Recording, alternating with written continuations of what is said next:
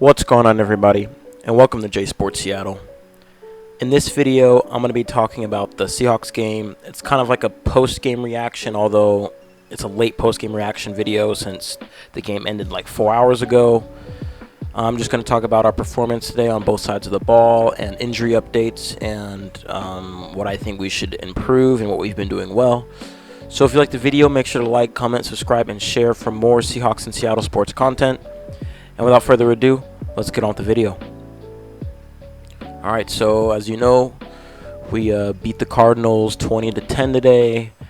The defense played an absolutely insane game today. The defense won us this game today. Like, I'm going to be straight up honest.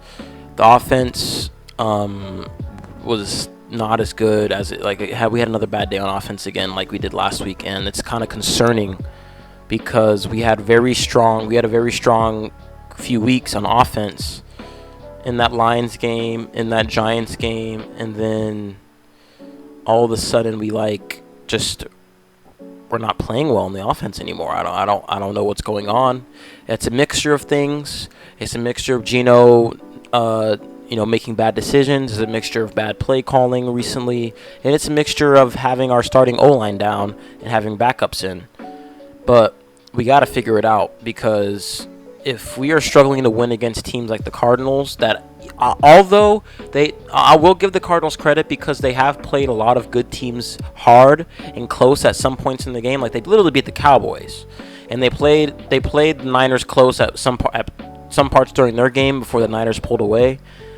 They've fought hard so far. Like, they're 1-6, but they're like a hard fought 1-6, if that makes sense. They're not hard fought, but like, how do I put it? Like, they try, and you can tell that they bring effort and energy to every game they play. Like, they're trying to win, but it's just, they're inferior to all the other teams. So, but Walker carried today with a crappy O-line. O-line did not have a good day today. Gino surprisingly had a good day, minus the interception. He got hit on the interception though, so it really wasn't on him. The O-line was crap today. Like, yeah, they only allowed 2 sacks, but we allowed multiple pressures, QB hits, and that interception. And there was that fumble too that was probably both on Olu and on Gino, and that's okay because it's a rookie this was Olu's first time starting, and I thought Olu had a really good day today. I didn't really see any pressure coming up the middle. It was always side of the tackles and the guards, so I thought Olu had a good day today. Pass blocking, but run blocking, we did not have a good day. Walker was carrying, and he was doing his thing, juking, getting outside for big runs, and you got to fix that because we face the Browns next week, and their defense, even though they just gave up 38 to Gardner Minshew on the Colts, their defense is still really, really good. And over the first 6 games, they've had like a historic defense. So we got to clean this up. Gino's acknowledged it. The whole team acknowledged it. The whole offense acknowledged it. But hey, we got the win. It was ugly. It wasn't pretty, but we did get it done. And the Rams lost, so we give a game buffer on them. And then the Niners play tomorrow, so we got to root for the Vikings to win. It'll be a rough game, but we'll see what happens. Hopefully it's a good game either way. But let's get over to the box score. I got a shout out to our MVP of the day. Our MVP was Jackson Smith-Njigba. Honestly, our co-MVP was Jake Bobo, because these two carried right here. JSN had that touchdown, and then Jake Bobo had that masterful toe tap. I mean, he gave Tyler Lockett a run for his money on that. And Tyler Lockett had nearly 40 yards. He did his thing.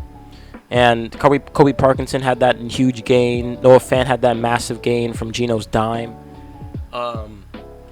But we had 3 turnovers to their 0. And the fact that we won this game by double digits and we turned the ball over 3 times, it's just good coaching right there. And also shows, the Cardinals aren't the best, but it also shows good coaching on our part as well. But notice something. The last 3 games that we beat the Cardinals, we won by exactly 10 points.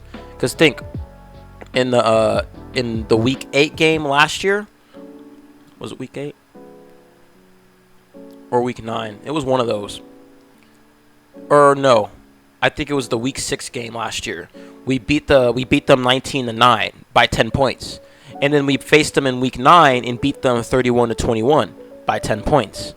And then in this game, we beat them 20-10 by 10 points. It's kind of strange how we always beat the Cardinals by 10 and nothing more and nothing less. It is strange. But yeah, the fumble lost by Geno and then by DJ, those were costly. They were costly because, it costed us a chance to get more points on the board. That interception too took points off the board because we would have had at least a field goal if that was not an interception. But then again, like I said, Geno did get hit, so it's kind of on the O-line there. But Geno had a 68.4 QBR, which is insane, and a 113 rating, so he had a good day. And he had a 75% completion percentage. You can't ask more from your quarterback, especially when your O-line is not doing well. I think the defense had an amazing day. Like, look at this. Darrell Taylor had 1.5 sacks. We had 8 QB hits.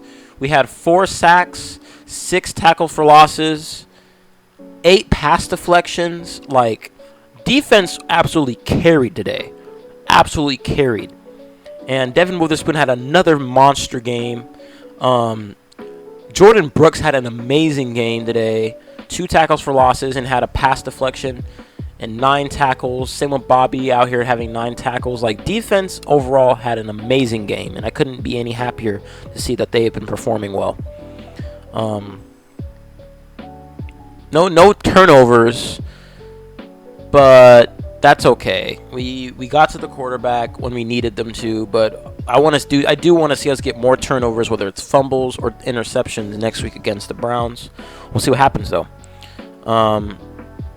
But yeah, we got to fix this offense because this won't fly. I mean, we had over 300 yards of offensive output, but 20 points, not good at all.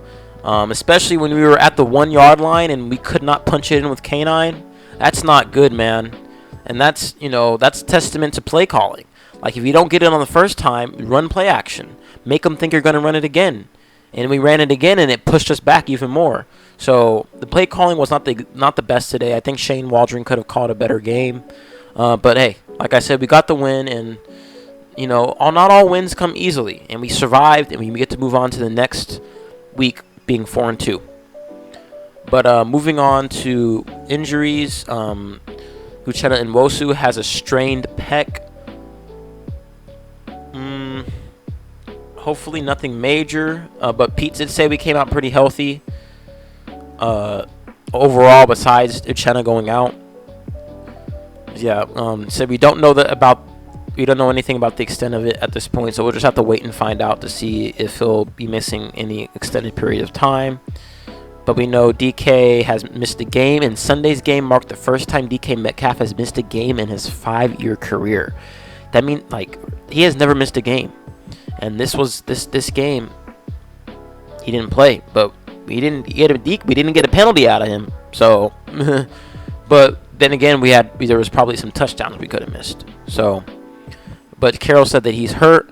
If he could have played, he'd have played. Don't for a second think he's looking for a way out. That's not him at all. We don't think that, Pete. I mean, if this is his first missed game in his 5-year career so far, we're not going to think that. We know he will always play. He was playing with a rib injury. I know he wants to play. He's sick that he couldn't play. He tried to stay with it. He's played the last couple of weeks under tremendous duress and played well in those circumstances. This just added up too much, and he couldn't get it done. If he can get back, he'll get back. And then center Evan Brown also missed the game due to a hip injury, leading the Seahawks to using their 5th different offensive line combination in 6 games. So no wonder why our offensive line hasn't been well the past couple of weeks. We keep mixing up the line, and we don't have enough continuity because it's different. It's a different lineup every time. But Brown should be back. Evan should have a chance to come back next week, Pete said. So we'll see what happens. And then Pete also gave updates on a pair of players trying to make their way back from injured reserve. Our right tackle, Abe Lucas, and our rookie running back, Kenny McIntosh, who showed a lot of promise in the preseason, both of them who are eligible to return. And then on Lucas, who has a knee injury, Carroll said, from what I'm hearing, I can't say, yeah, he's coming back this week. I don't know that. He's got to surprise us a little bit. It's just taking time for this process to get him right, and we don't want to rush it now that we've gone this long. I don't know until we get to this week. Yeah, we just got to find out and see if he practices, and if he does, how he responds to it, whether if it's a limited practice or a full practice. We'll see. And then Kenny Mack, hey, Pete said this is a good chance that he'll come back, and week 7 or week 8 is a good chance that we'll see him play, and he's doing great and right on the verge of coming back. And then Jason Peters, who signed to the practice squad earlier this season, is also nearing being game ready should the Seahawks need him next week. This should be his week, Pete said. He should be ready. If we've got a spot for him to play, he's ready to go. It was all but this week, but next week he'll be ready if he makes it through the week and everything goes well. So depending on if we have more injuries to the O-line and like Abe Lucas can't play, we'll probably might see Jason Peters in. But moving on to anyone that's doubting Geno after this game, yes, he had the fumble. Yes, he had the interception. But like I said, the interception was it was a QB hit. So that means the O-line did not do their job to protect Geno. And the fumble, it was just miscommunication between our rookie center and a veteran. It happens all the time. I don't think there's anything to worry about. Geno said that Geno wasn't happy with the way he played today. He said there was a lot to clean up. And I think he'll have hopefully a better game next week. But we do face the Browns defense, and their defense is insane this year. I mean, they beat the Niners. And well, we got to prepare for that because, like I said, even though the Colts dropped 38, you cannot underestimate these guys. And and especially on home territory, home field, we got to take care of business and beat these guys. But we got to continue running the ball. Our O-line has got to open up more gaps for K9 to run because he keeps trying to be shifty, and it's worked so far. I mean, he has a a season high in rushing yards at 105. So, but the thing is how long can he keep up with that with our O-line being in shambles? So we need our O-line back, and they need to perform well in the run game as well as the pass game as well. Defense got to keep playing the way they've been playing. They've been playing lights out. We allowed 10 points, which is insane. That is all you could ask for your defense, especially when your offense puts up 20 points. If I had to criticize somebody, I think it'd be Tariq Woolen. Sorry about the voice crack. I saw Tariq get beat a couple of times. He had a few costly penalties that took away, and especially that one illegal contact. Although for the record, I do think that illegal contact was a ticky-tacky call. Because I feel like that he was past the 5 yards.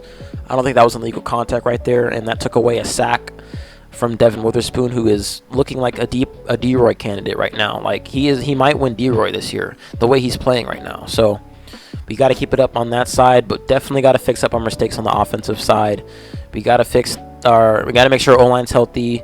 We got to run the ball more, and we got to hit more open receivers. I remember I saw Geno almost threw another pick. And I think it was in the first half, and Noah Fant was wide open near the sideline. So we gotta work on that as well. Work on play calling, and Geno's got to work. Even though Geno had a good game, he's still got to work on stuff. And like I said, he knows that. So, this will be all for this video. I'll probably make another video tomorrow or Tuesday, just going more in depth to this game, but probably not this time. I will make a preview video either Friday or Saturday. To preview the Browns game for next Sunday. That's going to be a good game, especially since we got the throwback unis. Comment below on your thoughts of this game and how you think we're going to do next week and who you think the MVP of this game was. And if you liked the video, make sure to like, comment, subscribe, and share for more Seahawks and Seattle sports content. Thank you for stopping by. Have a good night. And go Hawks, go Mariners, and go Kraken.